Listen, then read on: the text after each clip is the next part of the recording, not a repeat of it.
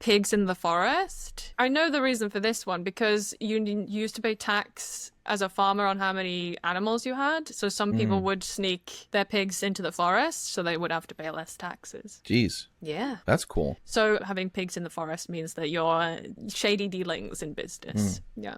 I've only ever brought one animal into the forest, and it was in my high school biology class. You get an idea, East Tennessee. I went to a really rural high school, 270 kid public high school. But my friend hit this deer on the way to school with his truck, and he's like, instead of getting rid of it, he's like, oh, I bet you Mr. would like this. Mr. was our biology and chemistry teacher, and Mr. did like it. And so we had like an hour and a half classes, block scheduling as they call it. And so we spent a whole class dragging a deer out into the woods that day and nailing it down, like splaying it out and nailing it. This was probably 16, splaying it out and just nailing it down, and then putting a like metal grates over it, like a big grate and wire over it. And we're like, Mr. was like, we're going to watch it decompose. He's like, this is great. It's going to be like a live biology experiment. So there was a point. It wasn't just for funsies that we're doing this. It'd be an odd thing to walk in on, nailing this deer down.